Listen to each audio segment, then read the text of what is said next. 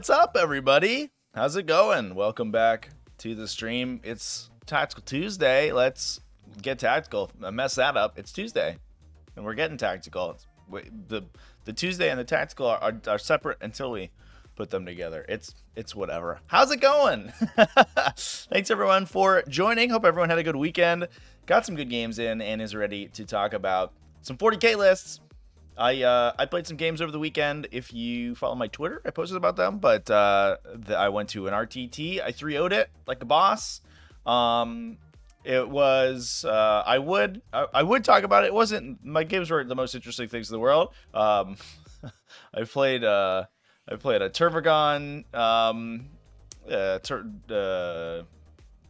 What was those guys? Termagants? A Tervagon brick, and I had two opponents concede to it, which is, you know, it is what it is. It's certainly a mood. I think that list is a little boring, and I was falling asleep. My opponents were falling asleep. Everyone was going to sleep, but it won me all my games, so you know you can't complain too much. But how's it going, everybody in chat? Nergomat's in chat. Nergomat, I changed my Twitch pre-stream music just for you, and I didn't get a single comment from you, sir. And now I'm angry.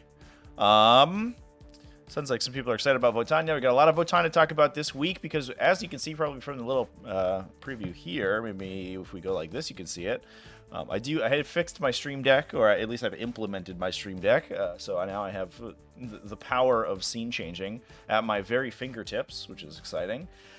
Yeah, also there's other exciting things going on. Tomorrow is the official release of Darktide. And I'm going to be streaming. I've been streaming Darktide every day over on Twitch. And I'm going to be streaming it for an extended period of time tomorrow.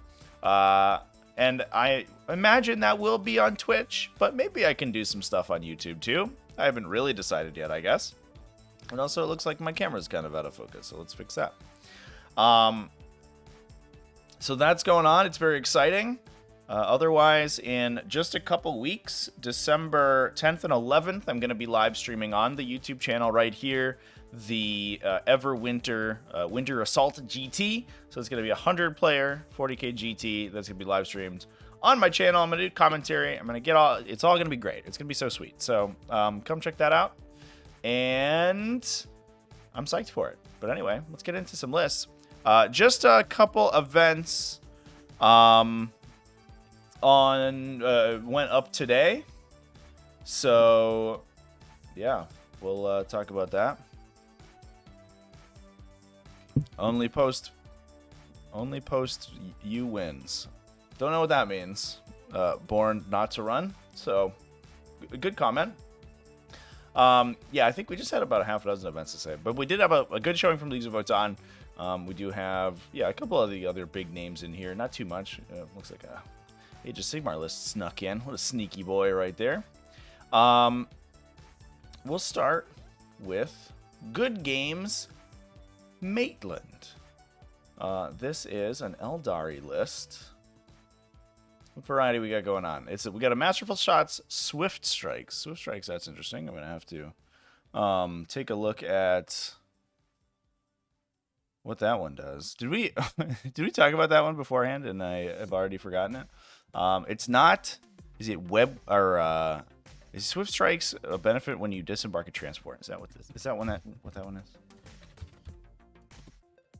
Oh, excuse me. Yeah. You can shoot unless you fall back, and count as having remained stationary. So you get your.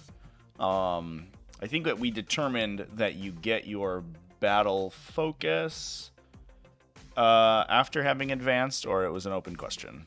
But either way, Masterful Shots to ignore. Light cover, pretty good.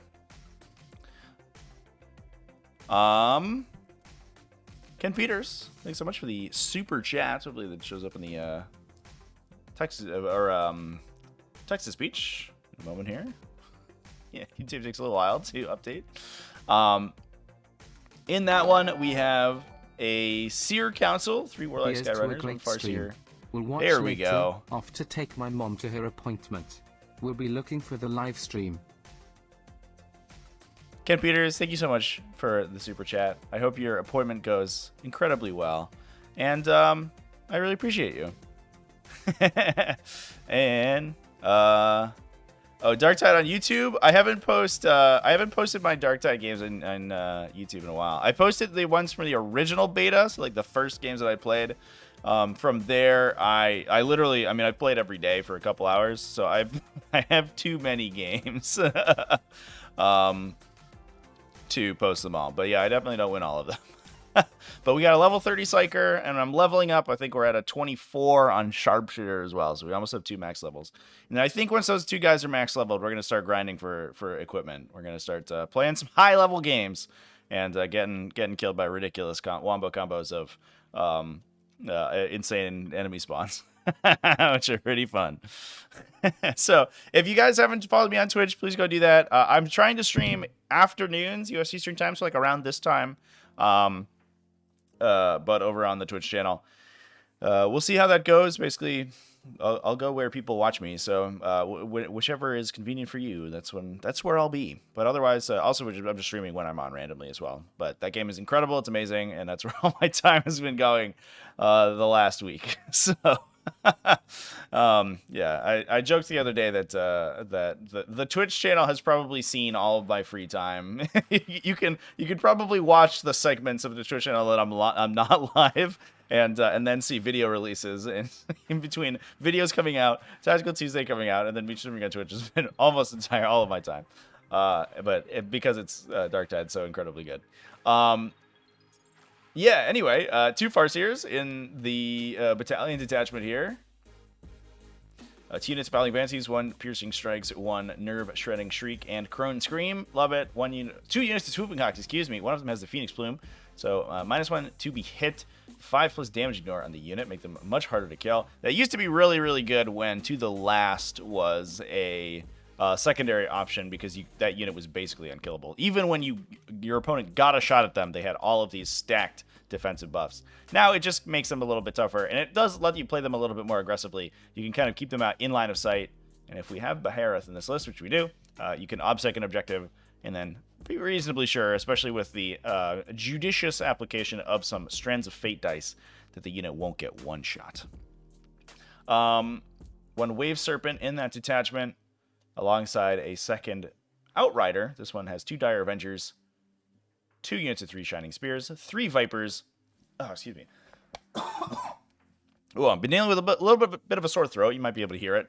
I think I caught a very minor cold, and I've sort of been fighting it off. But we're all good. But I think mostly the humidity change has been wreaking havoc down there. But I think we're okay. 3 Vipers and a unit of 3 Wind Riders. 3 Wind Riders a little small, but you have to open up points for these additional Shining Spears. So you usually see 6 Wind Riders, but as a unit that can pretty freely poke in and out of cover and shoots. Oh, they have Shuriken Catapults. That's interesting. So I guess they're probably going to be used as a trading unit. They can run up and they can burn down 1 objective and swing for it, especially if we have Will of Azurian anywhere. Which we do, yeah. So you can obsec that unit, I believe, and then send them over and grab an objective, and then you get your reroll 1s against an enemy that's on an objective, so that they're a little bit more aggressively focused. They're better at taking objectives than other similar units are, for only 60 points as well. Seems like without any upgrades there is a extremely efficient pick. So tons and tons of fast individual units. Between the Shining Spears, the Vipers, and the Wind Riders, they're going to be able to jump around, and especially using that Swift Strikes to advance and fire as if they remain stationary, so they can move incredibly quickly, and still get the full benefit of all their shooting is going to be incredibly strong. So clearly went well. I believe this was it was just over 20 players. I think it was like 22 players. So a little bit of a small event, but congratulations to Christopher White. 5-0 with Classic Eldari. And then we begin the domination of Leagues of Votann here, moving up into WA Masters with Jordan Beresford. Let's save them for last. We do have a Chaos Demons here from Craig Sumpton. This one, 2 Change Casters and a Bloodthirster, 3 units of Demonettes. The Bloodthirster is Blood Drinker Talisman and Brazen Hide. So big tanky boy alongside Indomitable Onslaught. 3 units of Demonettes with a Nurgling unit for Recover the Relics, because it's the only unit in the faction that forward deploys, so you can actually deploy it on out of a deployment zone objective, and you can get the benefit of holding that objective on the first turn for that Recover the Relics CP. Otherwise, you don't get your CP. It's not actually the end of the world for demons. A lot of times you see demon players leave out the Nurglings, because if you do drop 1 or 2 CP on Recover the Relics, it's not so bad, because demons oftentimes don't really use CP that much. But we are paying for a second patrol detachment, so we are a little bit low on command points. This one, 3 flamers in the battalion detachment, and then in the patrol detachment, Scarbrand, 2 units of bloodletters for Fleshhounds. I do like the inclusion of the Fleshhounds. They do give you that 3+ Scorn of Sorcery, automatic deny.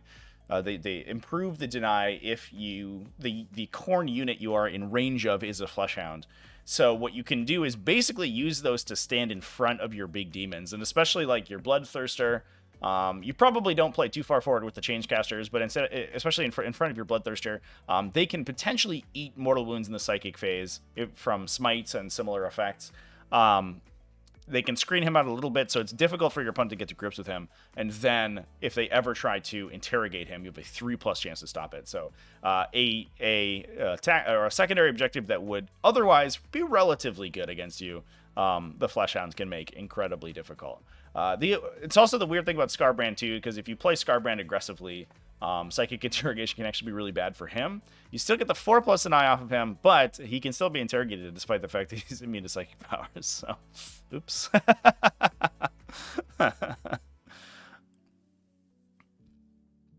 Hey, Nurgle Matt. There you are. Oh, you did notice? All right. Well, that's good. I'm good. Good to hear that. Yeah, Eldar player is a man of culture. Eldar's like very strong right now, and I think Craft World Eldar, maybe, I guess it's probably Craft World Eldar and Drukhari, probably similar level of power, but those mixed factions, either Ynnari or Harlequins, are incredibly strong. And I would almost hazard to say that across the breadth of their subfaction, Eldar might be the strongest subfaction in the game right now. I think Chaos maybe is probably doing better. They're also more numerous, but it's only almost entirely because of Chaos Demons and Chaos Space Marines. Whereas Eldar, all 4 factions of Eldar are all very strong, certainly above average. Speaking of Chaos, or another Chaos list, Lachlan Rig here with an Emperor's Children plus Chaos Undivided Vanguard, out of Chaos Demons. So this is kind of a controversial list. The Manny Chima style of Emperor's Children.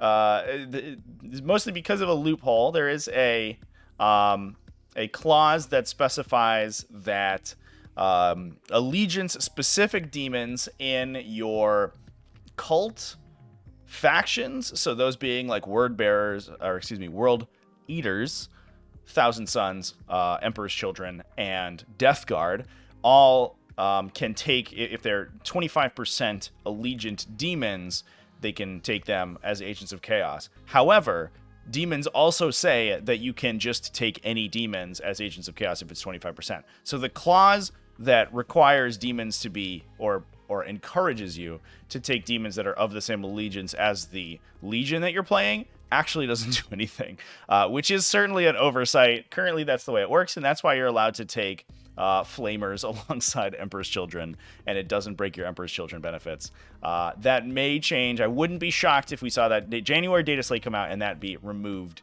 post-haste, but currently it is illegal, and it did cause a stir the first time it was brought to the forefront, and we talked about it on stream a little bit.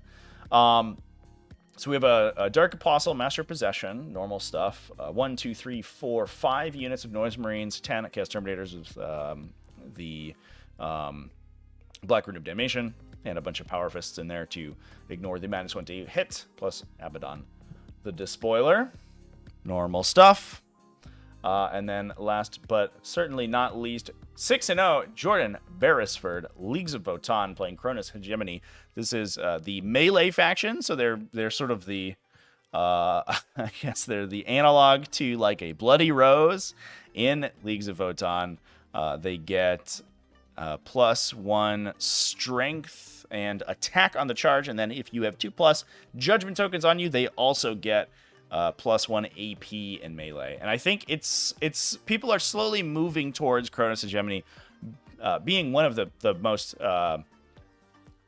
most played sub-factions.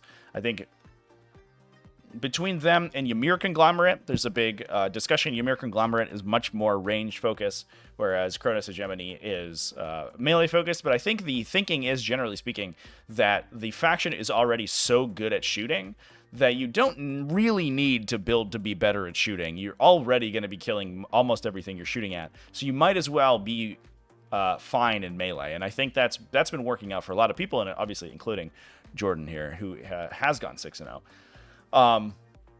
So he has an Einhir champion with a mass hammer. I believe he has a relic. Yeah, so he has the relic mass hammer that gives D3 + 3 mortal wounds on a hit roll of 6. So essentially it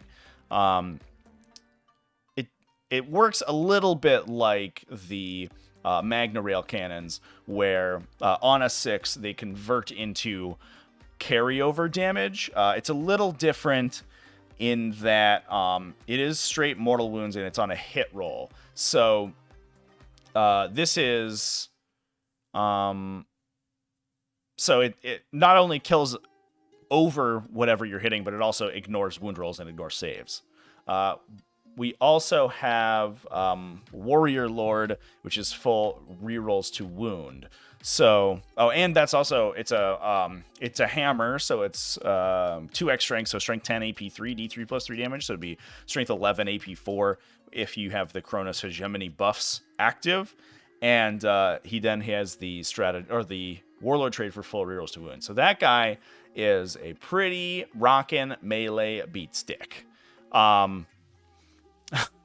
Yeah, an oversight by GW. Say it ain't so. What? That's crazy. Literally inconceivable. We then have a Grimnir with the Murmuring Stave, so he can perform both an action and cast a psychic power in the same psychic phase. So that basically just unlocks, the Grimnir powers are fine for the most part, but that also unlocks the ability to Psychic Interrogate and still get your buff powers going, which is pretty useful, especially if you're up against opponents that do not have strong psychic defense. Leagues of Votann do struggle a little bit on secondaries. Their secondaries are they're fine, but they're mostly middling. So having an additional buff there, or additional option in some circumstances to take a secondary objective is pretty strong. And then we have a High Call, and I don't know what the call is equipped with here. So he has the first knife, which is effectively a digital weapon. He makes 1 attack. If it hits, you take D3 mortal wounds +1 for each judgment token on you, and that's it. So it probably hits you for 2 to 3 mortal wounds on 1 swing. So again, pretty strong, especially with the additional attack you're already getting from Kronos Hegemony. And then excuse me, he has Warrior Lord. Did I miss that on the Einhir champion? Yes. Okay, I'm sorry. So the High Call has full rerolls to wounded melee, which makes a little bit more sense. The Einhir champion has +1 attack against characters or monsters and rerolls hit rolls. And then he gets +1 to wound against characters or monsters. So I think rerolling hit rolls gives you the opportunity to fish for mortal wounds off of Exactor, the Relic Hammer. So I guess that makes sense as well. Good stuff. 3 units of Hearthkin Warriors. Looks like 1 is just Bolters. 2 of them are Bolters, but they do have a Medipack in there, although I don't believe that they have any heavy weapons, so just regular guys. 2 units of Chthonian Berserks. with concussion mauls in the elite slot. No grenadiers with them, just the regular guys. It looks like they're probably going to be packing into those Sagitaurs. And then we have a big unit of 10 Hearthguard. Yeah, with Warp Strike. Which gives them... Yeah, so they have a Teleport Crest. And I don't know what their special ability does there. So they do have the ability to... to redeploy within the game, which certainly helps them. They're pretty lack mobility, but I'm not sure what their special ability here is.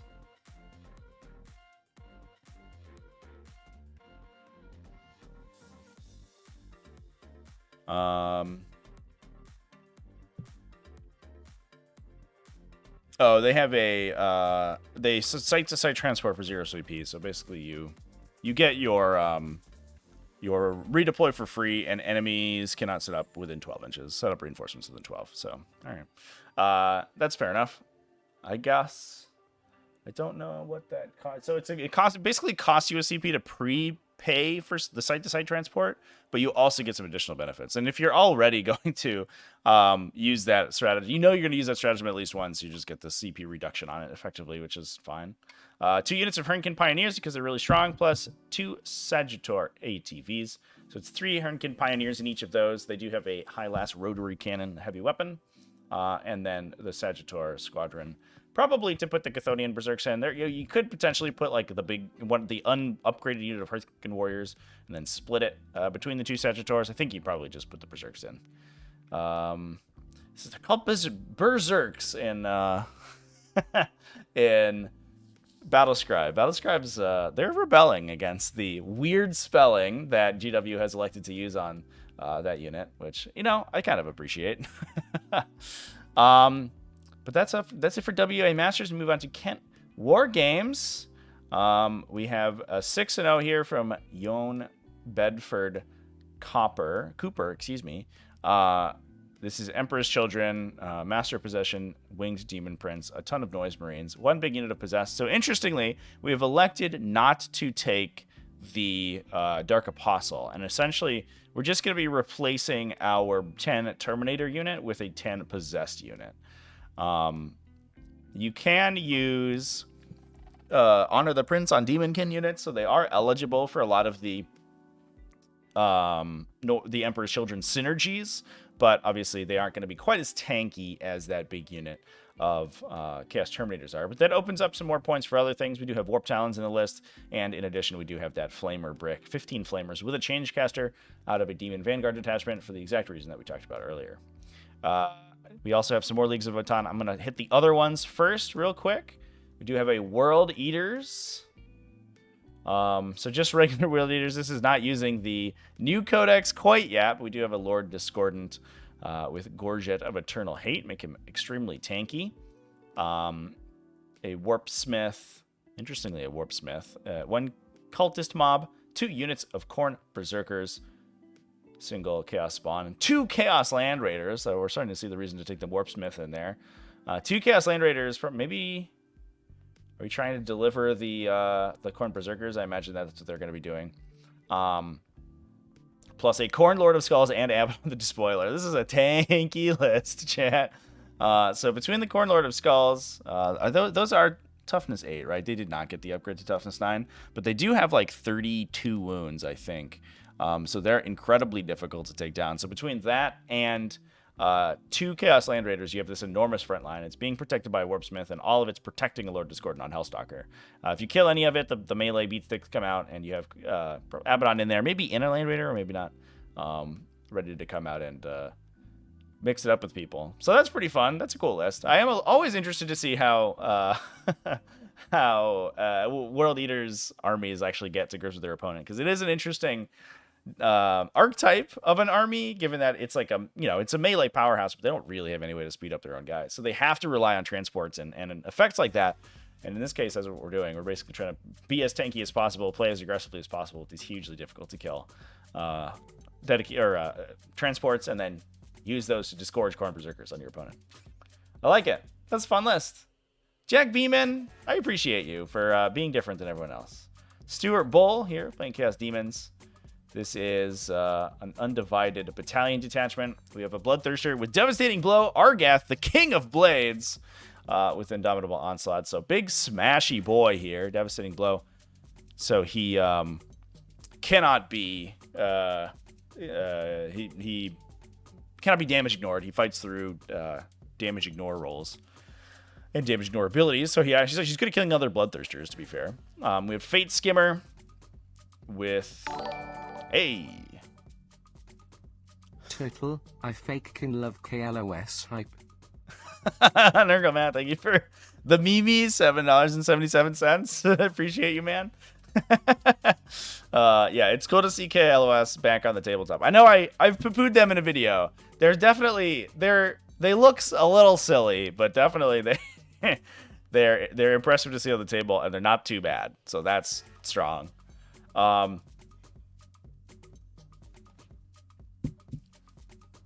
So we do have 2 units of Demonettes and a unit of Bloodletters in this detachment, plus Nurglings for the recover the relics, 3 Flamers, and an Exalted Flamer for +1 strength on those guys in the elite slot, followed up by a Khorne patrol detachment of Be'lakor and Bloodletters. Now, it's really interesting, I have to say. I think it's really interesting that everyone is moving very quickly towards an undivided plus Khorne configuration for Chaos Demons in order to unlock Warpstorm abilities. Because right now, there's basically no Warpstorm abilities. The undivided Warpstorm abilities are not super useful. If you play against a fully undivided Chaos Demons list, you'll notice that their subfaction abilities kind of worthless unless you start unlocking the god-specific ones. Now, in my opinion, I find it interesting that these lists are focusing on the Khorne buffs, which are like kind of, I mean, the Bloodthirster and Be'lakor and the Bloodletters are going to be kind of your front line. They're the ones that are most often in melee. But I have found personally that I think the Tzeentch buffs are sort of incredibly strong. Nurgle Matt, less than 6 games head of Khorne Battalion. Yeah, I just find it interesting because in my games playing Chaos Demons, I didn't find the Khorne Warpstorm abilities particularly great.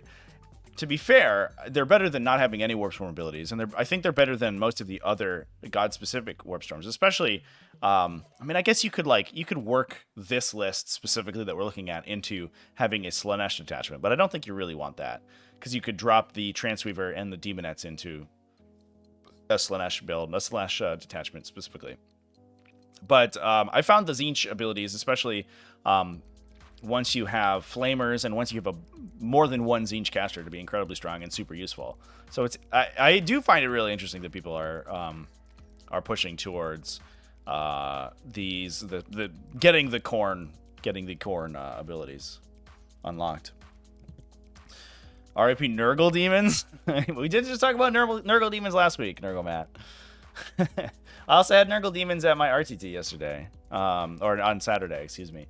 That was it was 3 Guos and then a ton of Plague Bearers, and I talked about it a little bit on Twitch, but and I think I posted it in the Discord. If you're not in the Discord, come hang out. But it was Rodigus and 2 Great Unclean Ones, and the Rodigus was played by Kugath from Total War Warhammer, which was awesome. He had a big 3D printed Kugath model. It was so cool. I think he played against Tau Railguns round 1, and it was like the saddest. Oh no, he played against Imperial Knights round 1 and just got rinsed off the table, which is so sad. But he made a game of it, which was great. But I really liked that list that used the Guos, like massive numbers of Guos, and then 3 Soul Grinders. So you just had, it was 6 toughness 9 entities that just wandered around the table, and that seemed so sweet. I was excited at that. Demiurge added to Darktide. Maybe we get a squad on Darktide, chat. I could see it. Let's get it done. Let's petition for a squad. I think almost the most interesting discussion about Darktide is the interesting things that they could be adding for sure. All right, moving up. We do have our Leagues of Votann. I'm going to save them after we talk about the 6-0 Chaos list. This is Emperor's Children. Oh, did we already talk about this? We definitely did. Sorry, chat. Excuse me. We're going to talk about Leagues of Votann. Dominic Matthews. I think this is typoed. I'm not 100% sure what his win record was here. Whether he had dropped a game or was X&O. But he's playing Irani Surtur Regulates. Which I definitely remember what they do. Oh yeah, so they have +1 toughness, and then they always count you to have a 1 judgment token on you. They also have Fight on Death for their characters for 1 CP, just nice discount on that. Yeah, so this was the one that I think people were really like worried about when the sub-faction abilities were first spoiled. Everyone called it that Irani Surtur Regulates was going to be the strongest because +1 toughness is really strong. And you can stack it with Fortify, I believe is the name of the psychic power, that does, Fortify on the Grimnir. That adds an additional toughness. So you can make your units like toughness 6 or toughness 7 and make them incredibly difficult to punch through. Now, we do have the Brokir Forge Master, who's a Master Armorer. So he's going to have the flat 3 heal, and he can prevent incoming damage to a vehicle once per turn. We have an Enhir Champion with Exactor again and Warrior Lord. So he does have the reroll wounds this time, but he also has that Relic Mass Hammer. We have 3 units of Hearthkin Warriors. 2 looks like unupgraded, just with bolters. And 1 with a Magna Rail Rifle and Medipack, so we can do the cool little wombo combo where we poke that guy out, get him shot. If the unit takes the damage, you can pull him and then immediately just in your command phase Medipack him back. So you can continue to get rail rifle shots onto your opponent without really having to expose the unit in a big way. Plus, if you are, they're toughness 5, so they're a little bit tougher to kill than the normal Hearthkin Warriors. We have 5 Chthonian Berserks. 1 unit of Hearthguard. It looks like 1, 2, 3, 4, 5. They also have Warp Strike and a Teleport Crest. And then 2 units of Hernkin Pioneers. These are big units, to be fair. 3 Pioneers and 4 Pioneers. And 2 Hylas Rotary Cannons. So those are big 6-man squads. So we're really trying to alpha strike people. But with the additional toughness on them as well, I can see that being a big buff to their survivability, since they mostly rely on their hit penalties to actually survive. Otherwise, once you get to grips with the Hernkin, they end up getting killed. They're just T5 with a 4+ save. Although with Void Armor, it certainly helps. But they can go down pretty quickly. But pushing them to T6 makes a lot of really relevant attacks worse against them. You can see things like Heavy Bolter equivalents would suddenly be wounding on 5s instead of 4s, which is kind of a huge deal. And then we have a Hekaton Land Fortress with a Magna Rail Cannon and 1 Sagittari TV. I think that might be to transport the Chthonian Berserks, and we could potentially be putting the Hearthguard in the Land Fortress. And we might either Hearthguard or Hearthkin Warriors. Either one can go in the Land Fortress, I guess, depending on whatever you want it to be doing. But that Broker Forge Master makes it really difficult to engage with those vehicles. And even if he's not currently doing that, he's so useful because he does hand out a +1 to hit. Otherwise, just passively. So even if he's not protecting your vehicles or repairing your vehicles, or your vehicles went down already, he's still a useful character to have. Plus, any of those guys with the ECOGs, which I believe they just come with, right? You don't have to buy those.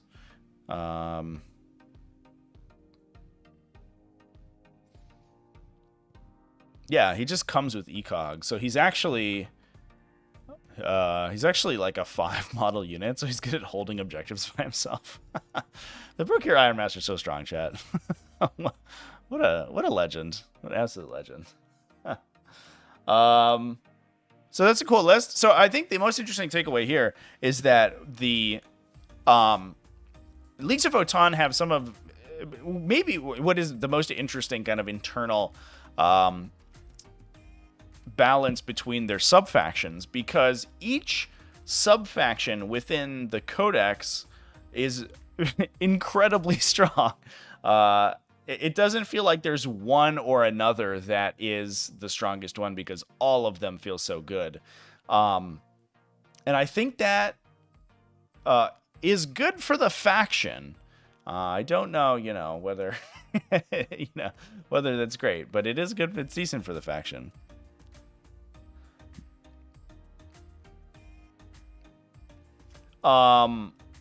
It would be interesting to see other factions sort of designed in the same way that Leagues of Votann are, where they're all of their sub factions are like so they're very unique because they have these wildly powerful sub faction abilities. I think would be pretty cool.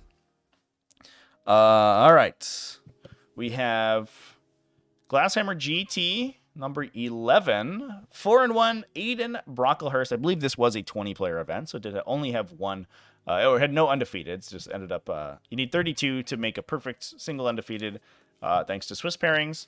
Obviously, a sub 32 isn't going to do that, and there is a chance that you end up with an X and 1, which is what this one ended up happening. Punchy, we already talked about WA Masters. That was earlier in the video. You got to scroll back a little bit. We have a, let's see, Bloody Rose detachment, Canoness with the Chaplet of Sacrifice, and Blazing Ire, a Palatine with Beacon of Faith. I don't often see the Palatine, but it's nice to see her showing up. She's probably here to buff these Battle Sister squads. Look at these things. Oh my god. We're going all in on Battle Sisters today. 2 Battle Sister squads, 20 models apiece. One of them with 4 Artificer Crafted Stormbolters. So we're really trying to wrest the most out of the Blessed Bold Stratagem, getting massive amounts of shooting out of there. And we can also use the stratagem for rapid fire at a distance and transhuman on the big Battle Sister squads to keep them alive. So real strong wombo combo to buff those units up. We do have a second unit with 2 multi-meltas. I wonder, is this a Morven Ball? There it is. She needs Supreme Command attachment this time. All right, fair enough. A Sister Novitiate squad, 2 Death Cult Assassins. It's been a while, Death Cult Assassins, so it's nice to see you out. Big benefit of these ladies is that they can potentially strategic reserve in to complete secondaries, but also they're just a good kind of a cyber wolf unit. They're 26 points. You get 2 models. They're very good at fighting, especially chaff infantry, and they can screen out your backline. They can perform actions. They're just useful to have around. A Digmata, Repentia Superior, 3 units of Sisters Repentia, 1 of 4, 1 of 5, 1 of 8. Kind of like the modality in the Repentia units. A lot of times, you don't need more than 4 to kill an enemy chaff, and 4 can be annoying, especially if your opponent doesn't have a way to kill them outside of melee. But then you have the 8 if you want to crack something open, like a big unit, a knight or something like that. Similar. We have a Seraphim squad, 2 units of Ministorum Handflame, or 2 sets of Ministorum Handflamers in that squad. 2 units of Zephyrim, 1 of 5, 1 of 8 with the Zephyrim Pennant, alongside a Retributor squad, 2 Armorium Cherubs, and 4 Multi-Meltas. And this one does have 3 additional Retributors in it as well. We don't have a Hospitaller. Oh, we do have a Hospitaller. Excuse me. Oh, my God. Chat, I love this list. This list is so cool. This is so different than the normal Bloody Rose list that I see, and it's like a breath of fresh air over my delicate skin. So the Hospitaller can be regenerating models back to the unit. So we can do the same thing that we just talked about with that Magna Rail in the meta pack in the Hearthkin Warrior unit, where essentially you keep the Retributor squad in a safe position. You put your multi-melta models in range to attack your opponent. And then as your shots come in, you can just pull the multi-melta models away, keep the unit out of line of sight so it can't be finished off, and the Hospitaller regenerates those models, and then you get to fire again.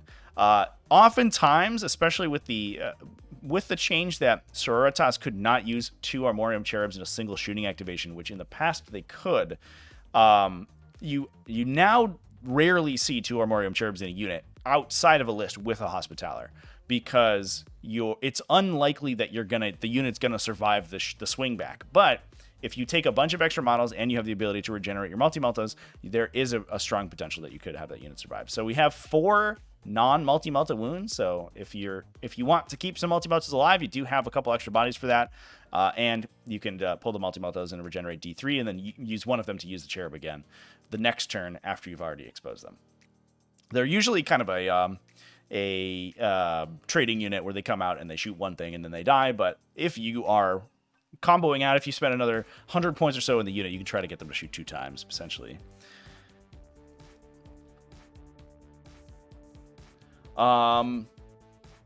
Last but certainly not least, we have a Rhino in there. I know somebody in chat's going to be excited about seeing a Rhino, but it is a Sororitas Rhino. It's not a Space Marine Rhino. I'm sorry, everyone. That will probably be either for the Sister Serpentia or for the Retributors.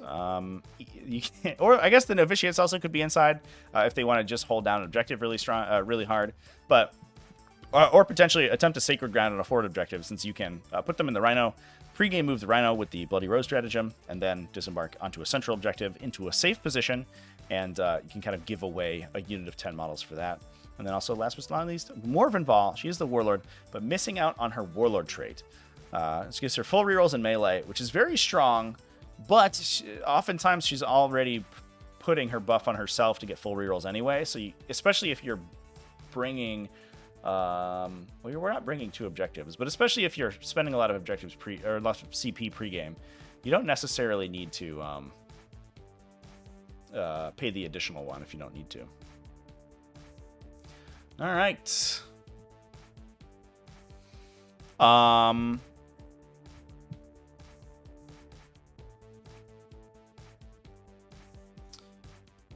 What do I think about a change to judgment tokens? I think that the faction is at a fine place how it is.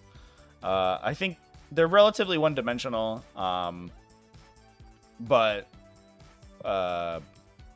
yeah, they can do a lot of damage, but they're fairly one-dimensional. Obviously, they do have like sort of melee units, but they're not hugely fast outside of Hernkin Pioneers, and you know, I don't think that we're going to see them like wholeheartedly dominate. I think it does depend a lot on, you know, how the terrain in your local area looks. If you do have wide open terrain, it may be very good for Leagues of Votann, because they do tend to be very tanky, so they can win firefights. But if you can clear out their Hernkin Pioneers and you can outmaneuver them, there's not really much the faction can do. So I honestly, I think that if anything, I would roll back some points changes for the faction. I think things like Hearthguard or Einhir are way too expensive. They went up 10 points per model. I think they probably maybe should have gone up 5. And I think that things like Brokir, Thunderkin, you know, went up when no one is considering taking them anyway. And they just sort of got hit in the crossfire. So I think there's some units that you could reduce points on, but I think the core mechanics, I don't know if I would change them again. What about Custodes? We do have a Custodes chat. We have a Custodes at number 1. We're going to, you can probably see, you can see it right at the top of the screen there. We'll talk about them later. So there you go. Are Tau doing well? Tau always doing well, for sure, chat. We're actually going to talk about a Tau right now. Savage Hammer GT, another relatively small one. Ben Piddington, 4-1 with Tau Empire. A Tau Sept list. Oh, man, we got a Dark Strider in here. I don't see that guy very often. That's the big benefit of playing Tau Sept, is you get all the cool characters out of Tau. Plus, obviously, their sub-faction ability is amazing, so you probably want that anyway. We have Long Strike, Dark Strider. 1 unit of 10 Crude Carnivores, 2 big battlesuit units, 1 of 3 with 3 shield drones, 1 of 5 with 3 shield drones. Looks like 1 of them is double or triple Tau Flamers with target lock to ignore cover. Whoa! And then early warning override on these guys to give them the free Overwatch. The other unit with burst cannon missile pod shield generator. With the Nova Surge plasma rifle, additional plasma rifles. Or no, that's been upgraded.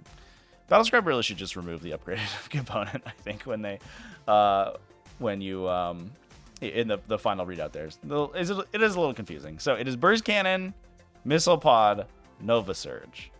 And then, so he just has the ignore invulnerable save plasma rifle within the unit. And then a unit of Crude Hounds. A patrol detachment. We have Aunva. So saving ourselves on a CP on our Humble Stave guy, a Humble Stave Ethereal. An Enforcer Commander with Exemplar of the Montka, so he can give full rerolls to the Crisis Battlesuit teams within 9 or 12 inches, depending on what you've picked. He has Onager Gauntlet and Thermoneutronic Projector, but no Precision of the Hunter on this guy. That's so interesting.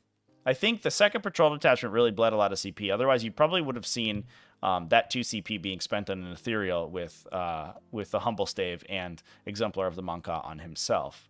But we're kind of running low on characters. We do have a Supreme Command attachment with Commander Shadowsun, so we can wombo combo Exemplar of the Monka plus Shadowsun's aura to give full rerolls to what is probably the Burst Cannon Missile Pod Crisis Battlesuit unit. We then have 2 Fire Warrior Strike Teams, 4 more Crude Hounds, 5 Vespid Stingwings to do some hot actions with, and 2 the necessary Sunstark Bombers. I think they get added to your list at this point. If you build a tile list, you go in Battlescribe, you build a tile list, it just already adds to Sunshark Bombers. Yeah, interesting that they have the punchy fist on the Cold Star Commander, chat, without the full rerolls. Thermonutronic Projector and Onager Gauntlet, but no full rerolls is so interesting. Punchy won 2 straight tournaments using Kroot and Riptide spam. Yeah, that Riptide list. Doing real well, chat. I really appreciate that it doesn't just play a straight up shootout. It plays a very tight, like attritional game, and I think it's really interesting. I have to play that list. When I played a couple games with Tau a couple months ago. I played Ghost Keels and I played Fire Warrior Bricks, and I played a couple Crisis Battlesuits, and it was kind of like it was based on a competitive list, but it wasn't particularly optimized, and I had a hell of a time with it. I was struggling, but I think if I played Riptide Battlesuits, I would have had a much better time. So yeah, congratulations to Ben Piddington for taking that one down. DZTVGT is the next one.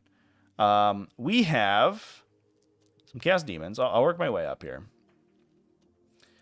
Scarbrand appearing again. Chat. So much Scarbrand today. Actually, every time. I have to stop saying that I'm surprised to see Scarbrand, because he shows up in every single Tactical Tuesday. So I can't. I should just expect it at this point.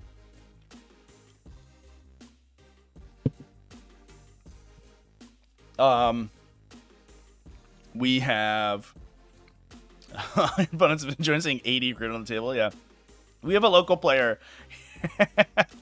in my local meta. He's like the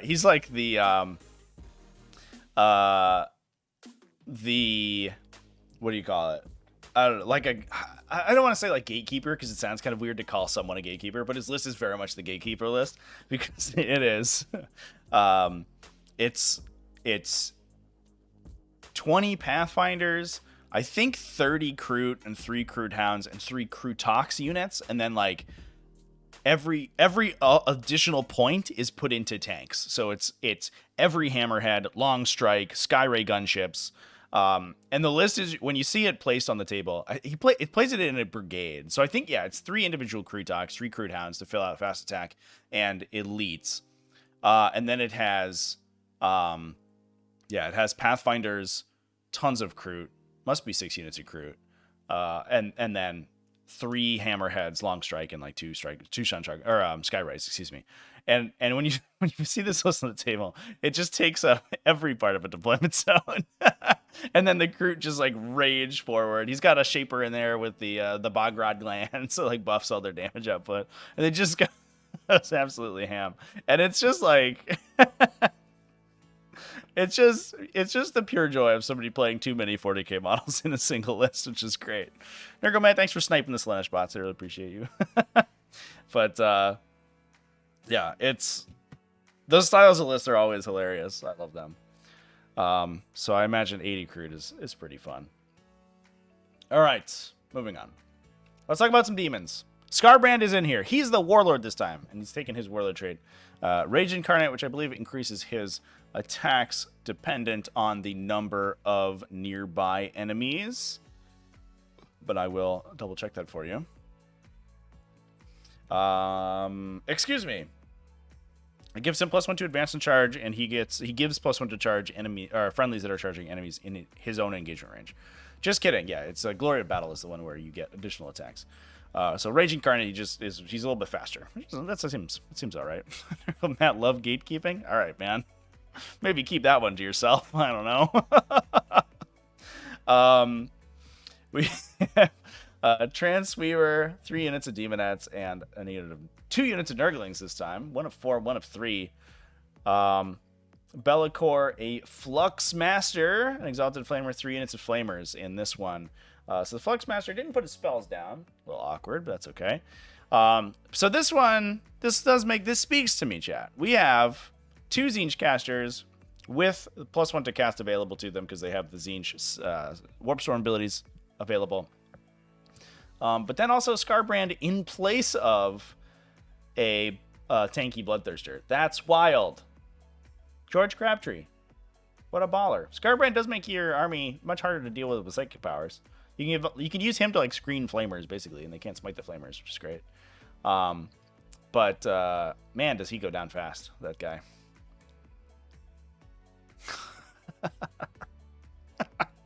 There you go, Matt. We do have Imperial Knights here.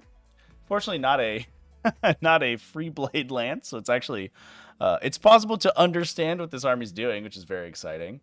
So we are playing House Tyrannus, which gives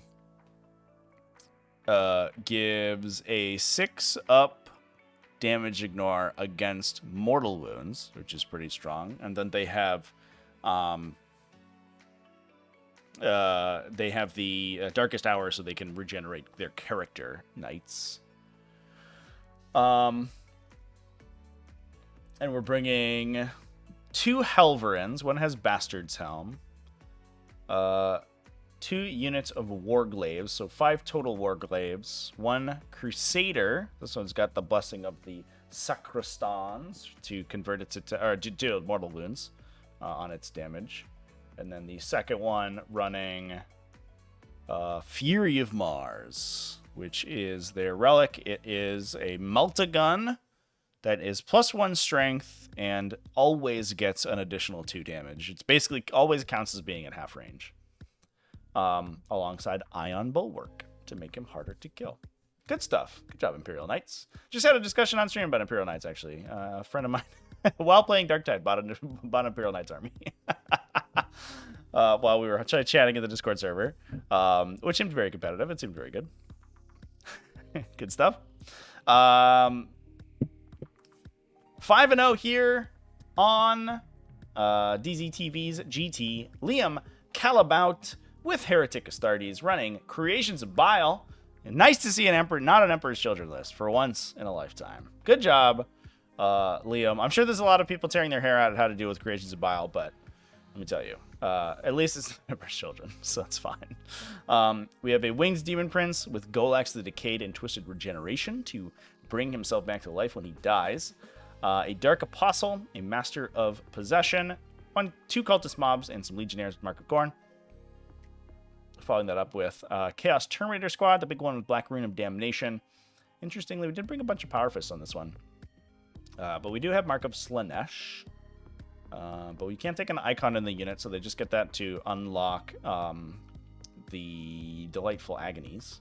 3 units of 5 Possessed. A lot of little trading units that Creations Bio love to play. And then we have Warp Talons, and there is a Demon Vanguard. So really, it's a Chaos Undivided list, a mixed Chaos list with a Flux Master of 3 units of Flamers. Now, I really do like the addition of Tzeentch Flamers in with Creations of Bile, and I think I like it a lot more in that configuration than I do the variety, in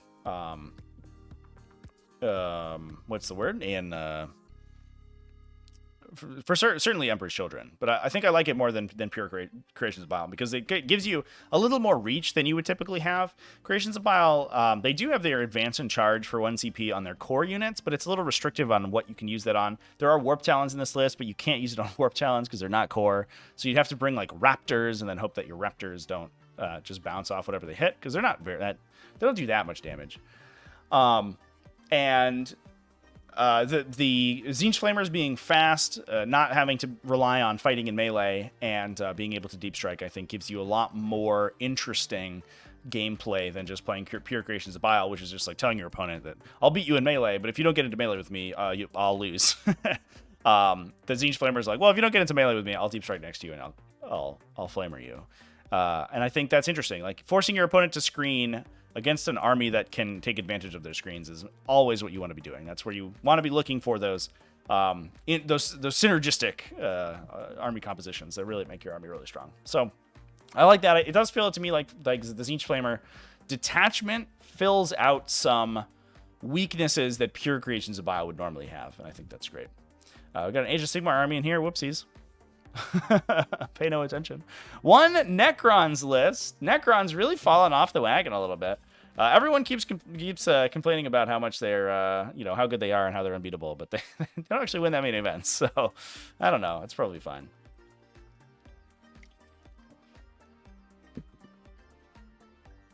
We do have. This is Obsec Dynasty, so Eternal Conquerors, relentlessly expansionist. 2 Crypto Thralls in the no Force Org slot there.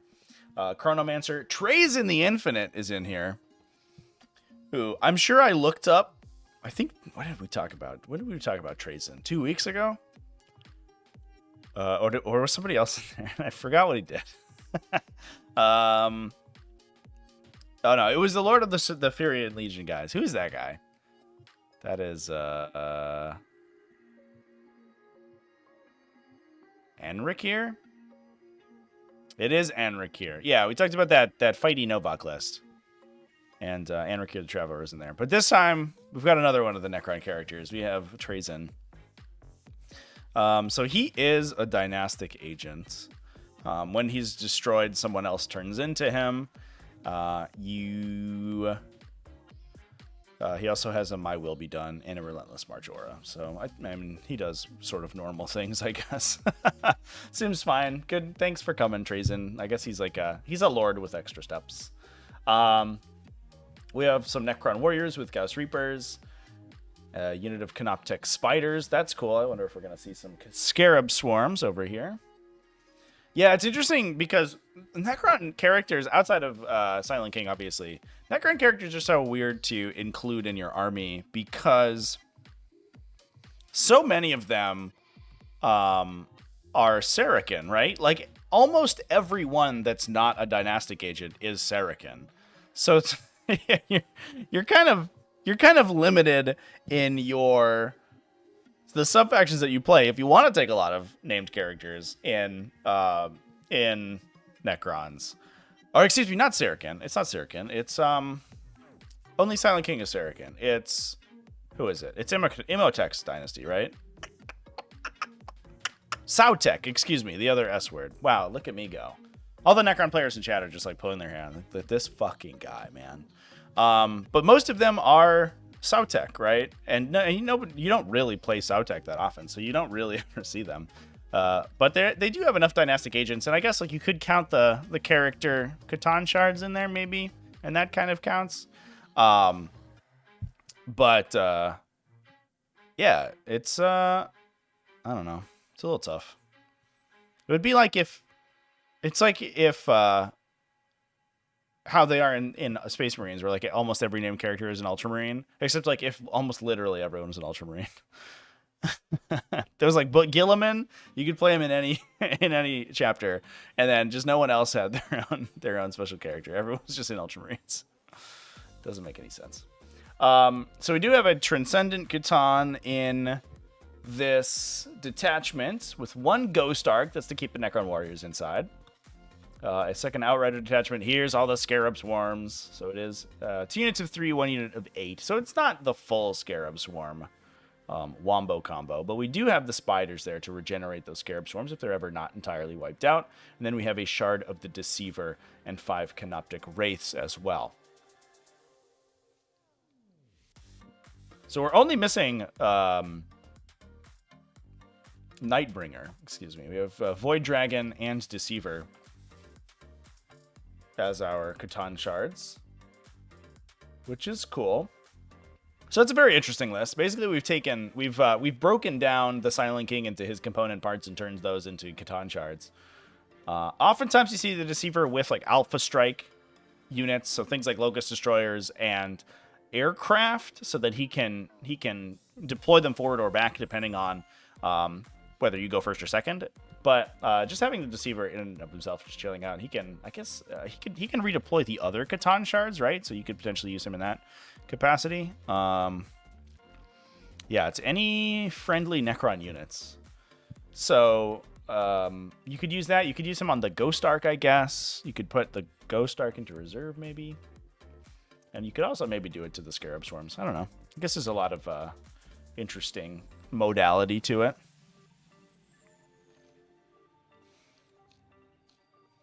Yeah, you can find all the links. Nurgleman's been posting in. I think hopefully the bot helps us out here, but it's discountgamesinc.com. Oh, that's not right. Excuse me, chat. That's an old bot message. Don't look at that. It's discountgamesinc.com/tournaments. Gets you to all the links, and you can find all of this information here. All right, so now moving on. So there was actually, this is an interesting thing. This is a relatively large event, Chad. I think this is 30 players, but there was a 3-way tie for first in terms of win record. I think the battle points broke it out, but 2 players had drawn in the finals, and an additional player had drawn in the first round and then gone on to win all of their games. So there were 3 separate 4-0-1s at the end of this event, which is, you almost never see it, but it's really interesting. This one, obviously, Nick Gralowix with Tau Empire, running Farsight Enclaves. He does have Commander Farsight in his detachment, a unit of Crisis Battlesuits, 3 Crisis Chassuis and Chasfras with Ion Blaster, Fusion Blaster, Tau Flamer, and Target Lock to ignore light cover. A Ghost Keel Battlesuit, plus a unit of Stealth Battlesuits with a Homing Beacon. So we can be dropping in these Crisis Battlesuit teams. Looks like just the Crisis Battlesuit team, but it is built for kind of short-range engagement, because we do have the Flamers to shoot infantry, the Fusion Blasters to shoot vehicles, and the Ion Blasters to do whatever they want to do. So we're probably dropping into the 3-man and then using the Farsight Enclave strat for full rerolls on those guys. With the Stealth Battlesuit team. So it is 3 Stealth Battlesuits with burst cannons, plus a marker drone. We also have a Ghost Keel. I talked about that already. Unit of 5 Bespit Stingwings, 4 secondaries, 2 Crisis Bodyguards, and some Crude Hounds, 4 Crude Hounds. Last but not least, we have a Cold Star Commander. This one does have Precision of the Hunter, high output burst cannon, Onager Gauntlet, and Shield Generator. So it's a DW02 burst cannon and a high output burst cannon with the full rerolls. We have a Crisis Commander with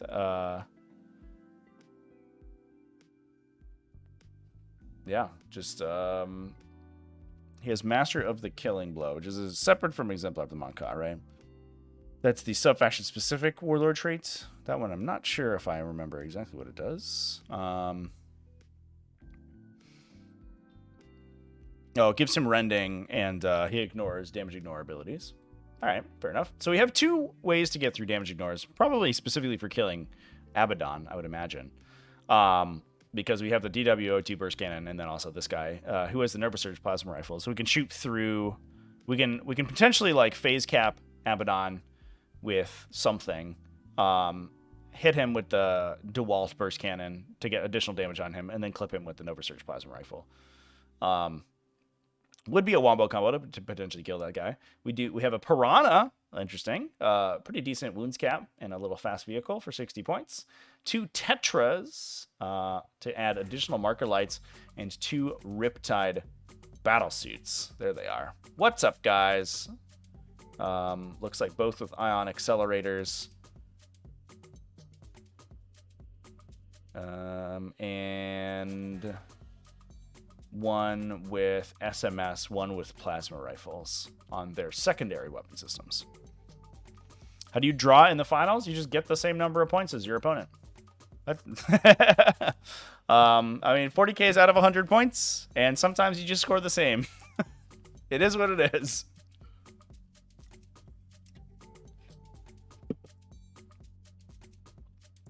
Last but not least, the one that everyone's been waiting for. We do have Kevin Imrie with Adeptus Custodes. This one is an Emperor's Chosen detachment, a battalion detachment. We have an Alaris Shield Captain. He has Bane of Abominations, which I'll double check. I think it's a +1 to wound monsters and vehicles, if I remember correctly. Is that right?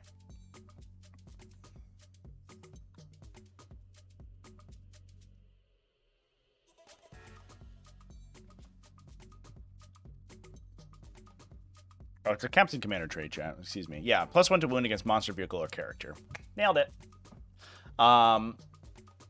He also has Praetorian Plate, so he can essentially sort of heroically intervene anywhere he wants to.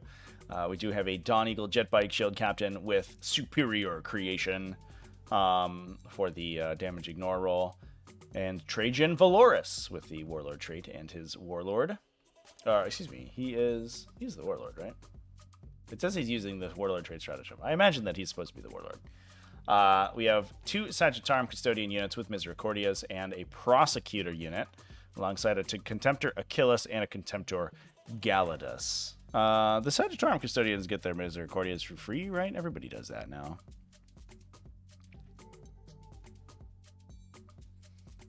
Yeah, everybody's Misericordias are free. I think for a while they were 3 points, right? So it was 159 for the unit of 3 with Misericordias, but that changed. We have a unit of Venatari Custodians with Lances. Don't see... I guess we haven't seen those guys a little bit more often. We saw them last week, or 2 weeks ago, if I remember correctly. No Kinetic Destructor Venatari. We're seeing the Lance guys instead, which is pretty cool. They're really easy to kill, unfortunately, for them. 3+ save, no Armor of Contempt, and they don't get the benefit of that Buckler for +1 save. Like the gun guys do. We then have a unit of Virtus Praetors with salvo launchers, 5 Witch Seekers with flamers. Love it. So they are effectively identical to the Prosecutors, but also get a pregame move, which does actually make them pretty good as sort of a... Well, first of all, they're good on Recover the Relics because they can pregame move onto the relic objective and you can get your command point. So that's already useful. But it also makes them pretty good because they're move 7. They can make a 6-inch move at the start of the game and then advance and shoot their flamers. So they can actually just like clip out an aggressive like unit. They can trade for the middle. They can 5 flamethrowers should be good enough to kill 10 Chaos Cultists or something like that. So if your opponent runs an idiot unit up in the middle, they can just kill it without you having to expose any of your expensive custodian units, which I do appreciate. Plus, they're going to be a little bit farther forward, so they can broadcast their anti-psyker abilities a little bit farther. Last but certainly not least, an Eternal Penitent Telemon Heavy Dreadnought with an Arachnid Storm Cannon. This guy still sees play. It's crazy to me. People still playing Telemon Dreadnoughts. Incredible, chat. The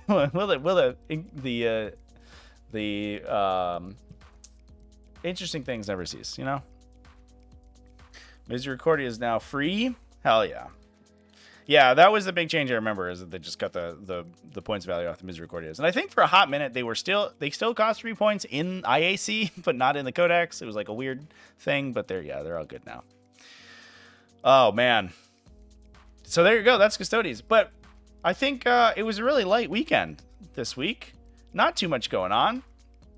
Just a couple events to talk about, which is pretty cool. So congratulations to everybody who won and who was represented here. Obviously, we do have some show from Leagues of Votann. We have 1 win, 1 X and O, and 1 X and 1, right? From Leagues of Votann. A pretty interesting show of different sub-factions from that faction. And I think we're really just starting to see that faction sort of get sussed out. And I think even post-nerf, Leagues of Votann are doing kind of middling currently, but as people are finally actually getting their armies together and starting to bring them to in-person events, the faction is certainly starting to kick up. And I know, in my local scene, there are some players who are really championing it. And it is a little bit straightforward, but I think for the most part, what it does is powerful enough that it's able to compete. So good on them. So anyway, I think that's going to be it for this one. A little bit of a short episode, but I think what I'll do is, because it was a little short, I will be going live later on this evening over on my Twitch channel. We're going to play some Darktide. So if you want to come hang out with me over there, come on, hang over to twitch.tv/TacticalTortoisetv, and we'll play some friggin' video games, chat, and we'll hang out, and it'll be great. Big thanks to everyone who's stayed on for this long. I do have a couple videos planned for this week, but for the most part, it's kind of the Darktide show because tomorrow is the official release of Darktide. So I plan also to be streaming for a really long time tomorrow. I'm going to be streaming for most of the day. I've kind of like marked it off, and that's just what I plan to do. We're gonna have a little bit of a celebration, but otherwise I'm streaming every day, and it's been a super great time. So come hang out with me over there, and otherwise, thanks for watching. Remember to keep it classy, folks. And as always,